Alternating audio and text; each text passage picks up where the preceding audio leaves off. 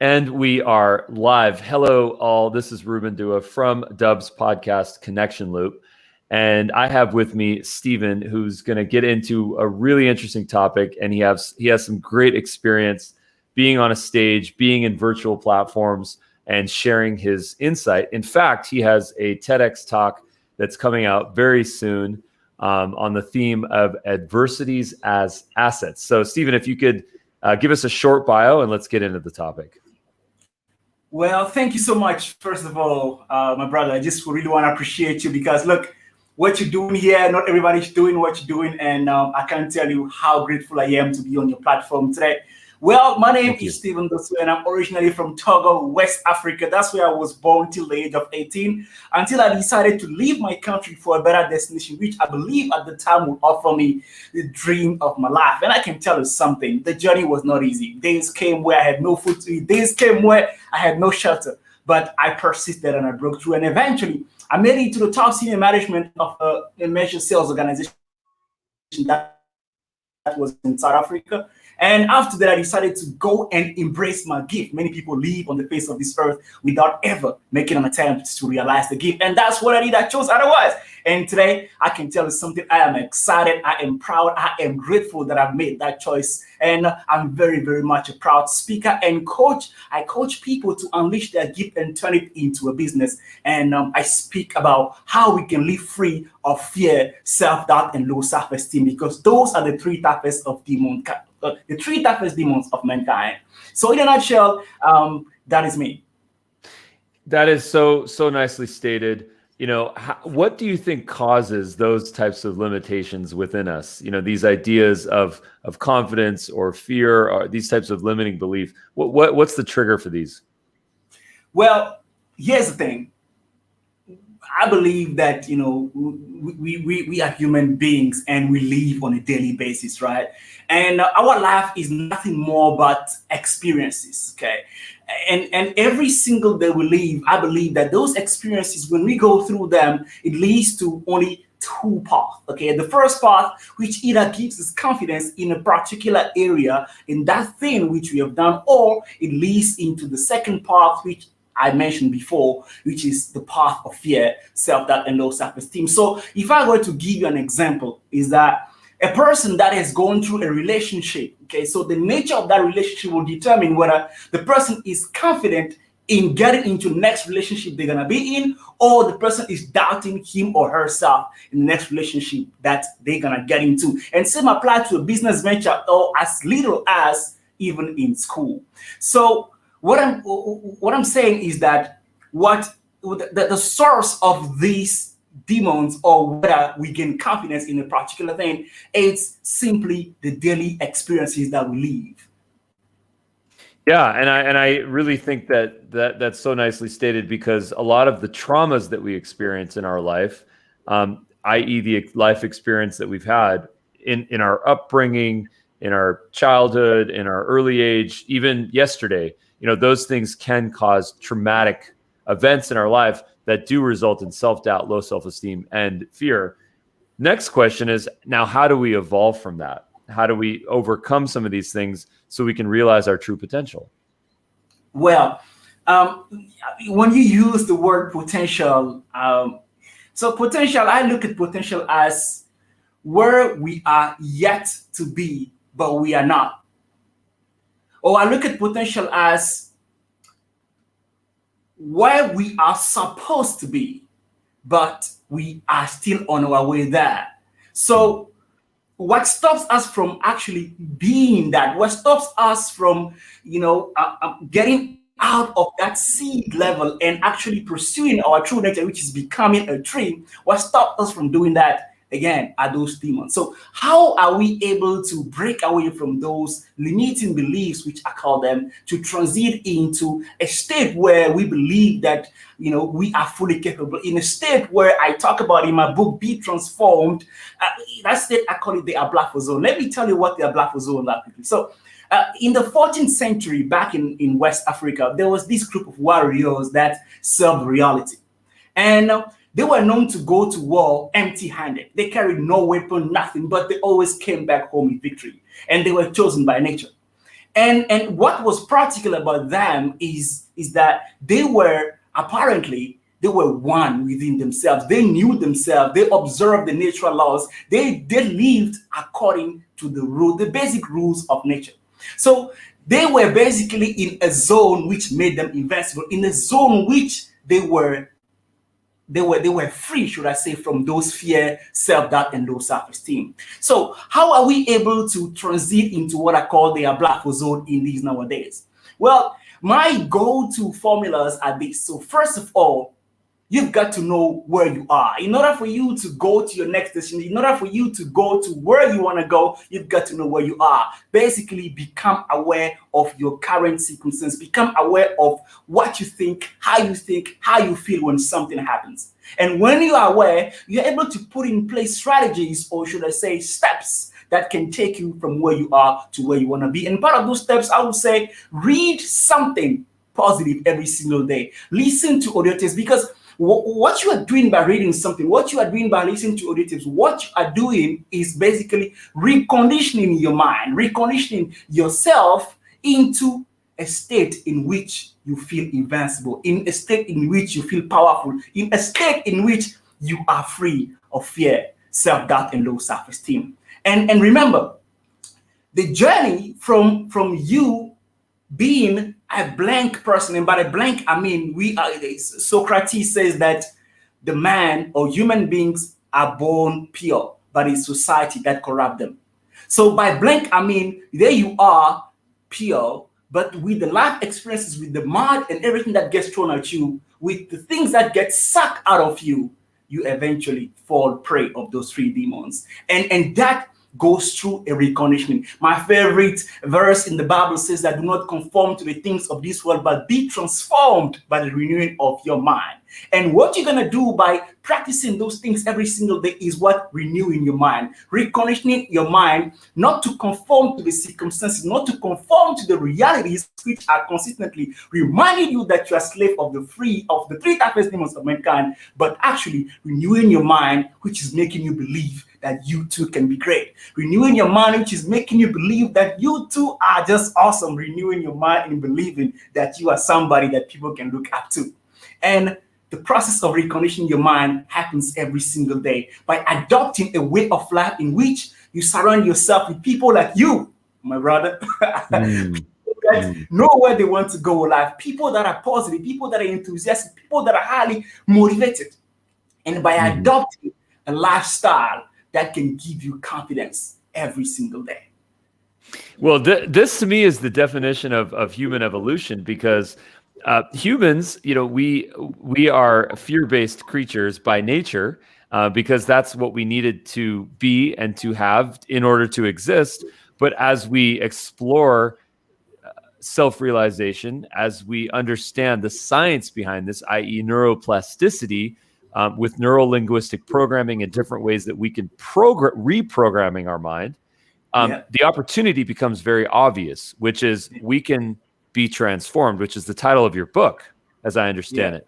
So take me through that. What was that process like, writing your book, and what is the main sort of thesis of that text?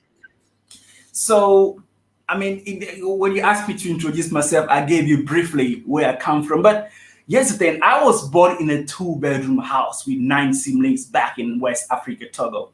So I know what it is to have 5 boys sleep on a bed. I know what it is to sleep on the floor and have cockroaches running by.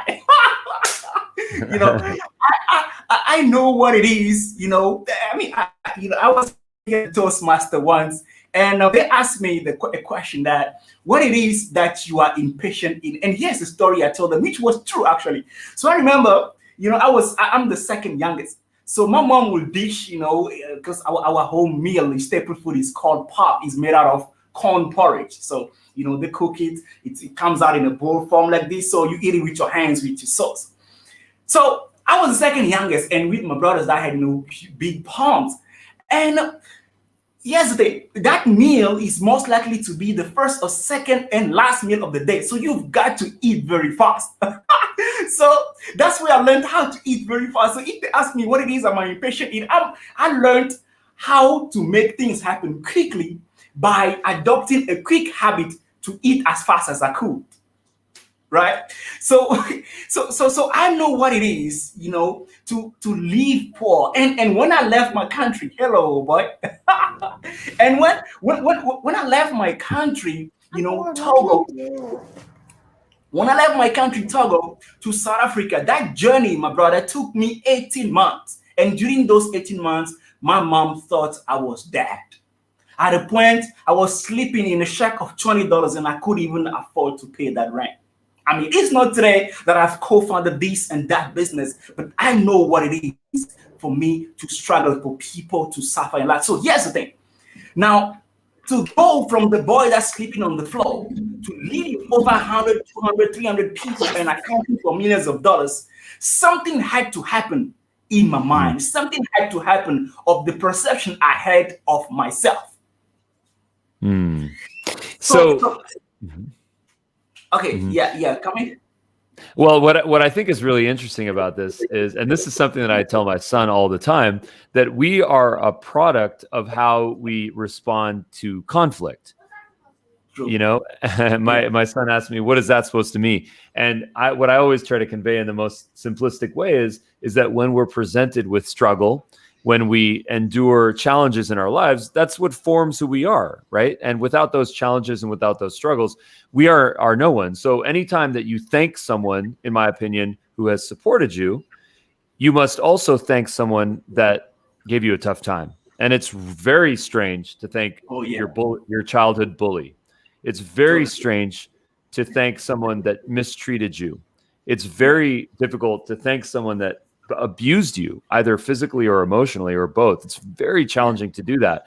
But if you can say that you are in a better place and you have become closer to your purpose because of that, then maybe we don't have to thank them, but maybe we just need to be aware that that shaped us. And without that, who knows what we would have become. And with you fighting for resources, fighting for shelter, fighting for food, because I can understand being the second youngest child in a household of 9 with a finite amount of food, that you might be the second to last person, or even the last person, depending on your size and how fast you are. You might be the last person to actually get some of those resources in food, which is obviously a bare necessity. So how intriguing is it that you share your upbringing, your struggle, and how it has led you to who you are today? Yeah. So I mean, I was still, elaborating on why my book, the title of my book, Be Transformed, came about. So, yes. So what I was trying to say is that when you grow up, in certain circumstances, so certain circumstances actually shape who you are. Okay. And that for a seed to be fruitful is not only up to how great the seed are, but it's also its environment. So for me to leave that little boy from Togo who slept on the floor to becoming who I am today, something had to happen in the process, and that is the transformation. Transformation is defined as the change of one's outer form from one which it was to another, which is the result of an inner change. And that inner change is what I talk about in my book, Be Transformed. And for me, the key was to break away from that mindset of lack, which, by the way, we all have. So perhaps for me, that mindset of lack was around resources. But for somebody, that mindset of lack is in a relationship. For somebody, that mindset of lack is in business knowledge. And for somebody else, that mindset of lack is into perhaps even relationship building, right? So that for me was my defining point, to transform myself and change my perception and to view myself as a different person so that I'm able to take myself to new heights. And that's why I talk about in my book, Be Transformed, and I break it down into 10 key steps that anybody, right, business, entrepreneur, anybody, women or men, they can apply those 10 steps and also break themselves away from whatever mindset of lack that they are in. And I'm suspecting that the first step is to know where you are and to know thyself. Am I right about that? Know thyself. Yes, you are. Okay. So yeah. The first step is know thyself. Yes. Is that actually it? Know thyself? Well, not the wording exactly, but it's somewhere Okay. along the line. Yeah. Okay. I try to incorporate the biblical reference or Yeah. spiritual, might I say. So great. Fantastic. So what is the process like when you work with clients? How is it that, because knowing self-realization is a very challenging thing to attain. Some people live, self-realization is like an onion. You can continue to peel that onion until you get to the center core. And the more you peel off, sometimes the more challenging it is, because you have to realize that there's traumas that you deal with. There's limiting beliefs. There's fear that's driving us. Yeah. So how do you get someone to become vulnerable and to be open with themselves, honest with themselves, but then also to be honest with you, so that you can coach them to realize that transformation? What is that exchange like with someone that you might coach? Yeah. So let me share a story with you, right? So I have a coachee, because we're still working together. When this coachee came to me, he was extremely confident of whatever he was doing back then. His ways, his means, his resources, his marketing strategies, everything. He was extremely confident. But still, his business was not moving forward. So the question I asked him is, okay, so I know of the quote of Albert Einstein that says that the mindset that has taken you this far might not take you to where you want to go next, right?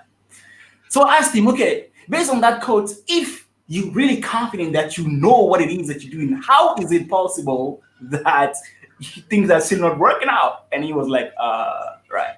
So when I wrote this ebook that I gave away for free, which is do these before you become a coach, the 7 things to know when you're building your coaching business.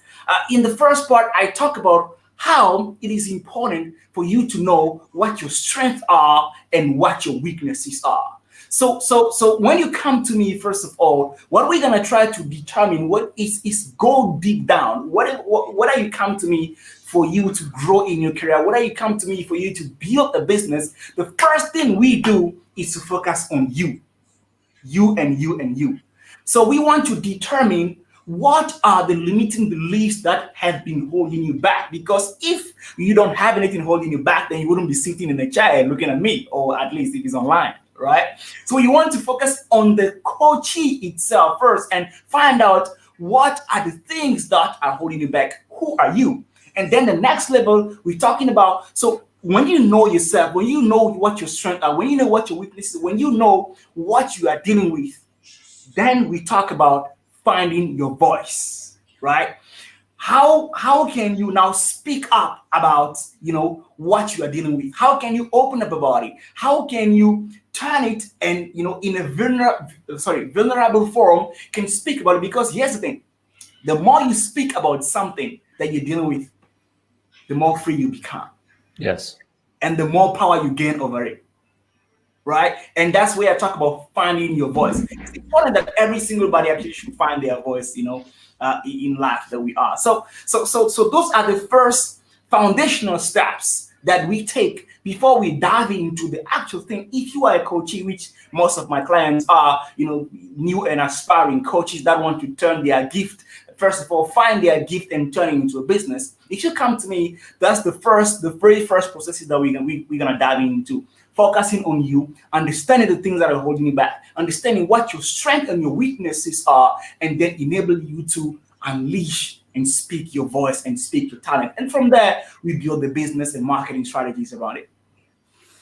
Fantastic. Now, tell me more about how to apply this philosophy to leadership. Well, so leadership. What is leadership? So leadership, first of all, when we talk about leadership, I think it's important that we make a difference between the spirit of leadership, okay, and the corporate leadership that that is out there, because the concept of the spirit of leadership is inherent to every single body. And then we talk about the corporate concept of leadership, which is obviously having somebody that is out there and that's inspiring the bunch. But here's the thing: before you become a leader, you first have to tap into your spirit of leadership. Now, what do I mean by the spirit of leadership? So I'm a believer, right? I love reading the Bible. If anything, it's actually one of my greatest book. And I firmly believe that we are created at the image of God. And in us, if we believe anything, we can achieve. And at the creation, we were told that we have to go on earth and rule and dominion over everything. But here's the thing: we are not necessarily, designed or sent out there to dominate others or control others or lead others, if I may say.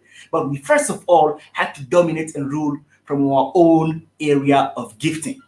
So first of all, when you ask me how do you apply that concept in leadership, the first step is to find your own area of gifting. First, tap into your own spirit of leadership. The spirit of leadership is the spirit in which you have clarity of purpose. You know what your life purpose is. Purpose is defined as the intent of creation of a thing. The spirit of leadership is when you have a vision for your life. You know where you are going, right? The spirit of leadership is when you have little steps that are leading you towards your goals that will then lead you to your vision and will lead you to fulfilling your purpose. The spirit of leadership is when you are highly motivated every single day, not just to live on earth, but to make a difference. I love the quote of Dr. Miles Monroe, which says that what the greatest tragedy of life is not death, but is to live a life without a purpose, right? So first of all, possessing that spirit of leadership before we can then talk about the corporate leadership, which is taking actions every single day, doing things that can inspire the others that are following you. But guess what? When everybody on that team have discovered their spirit of leadership, nobody has to lead them anymore. Exactly, right? Because everybody has a purpose. Everybody knows that I'm not coming to work for my boss, right? I'm coming because I have a vision. And for me to bring my vision to life, I know that I have to come to work in time. I know that I have to over deliver. I know that I have to give more to my boss than he's asking me, because by giving more to my boss, I know that tomorrow somebody else is going to give me also more. Right? So discovering the spirit of leadership is even more important than any other book that's written out there on corporate leadership, on this technique of management, or this and that. Discovering the spirit of leadership is what comes first. So there's this old adage where there is no such thing as a bad student, only a bad teacher. I might ask you, is there no such thing as a bad team member, only a bad leader? Well, I hope I'm going to be able to remember this quote really well now. There's a quote that says that leaders deserve their staff and staff attract their leaders. Right. So I believe that when you are in position of leadership, okay, at least, when you see yourself as a leader, right, you've got to have the vision. All right, now hear me well. I'm not saying have a vision. You got to have the vision. All right. There's a reason why the book of life says that people perish in the absence of vision. There's another quote, that I love, that says that in order for you to light the flame of others, you've got first, no, it says, sorry, in order for you to light the candle of others, you've got to have the flame first. All right. Now, the leader is the person that holds the flame. The leader is the person that holds the vision. Right. Now, that's why the leader has the responsibility to be in a mature level that is able to see the vision right there. I love this African quote that says that what the leader is sitting down and seeing at the horizon, the follower is standing but cannot see it. Right? Yeah. So in other words, a leader has to possess that sense of wisdom in which, when he has the staff, it becomes his responsibility to influence this staff in a way that is not a matter of bad stuff or bad leader or this, that. No, no. But now it becomes a matter of the leader having so much influence on the staff that is not only limited to the task that they are proposed to do, but it goes beyond and above that. That's why you see people that still say today that, look, I will leave this job and go work for that guy anytime because he gave sense to who I am. Because he made me discover a different kind of life. Because at a point, it was not about the task anymore, but that person gave them vision and aspiration for who they could be. In order to light others' candles, you must hold the flame. You must have the vision. Yeah. Tremendous. Where can we learn more about you? Your website, LinkedIn. Give us your handles.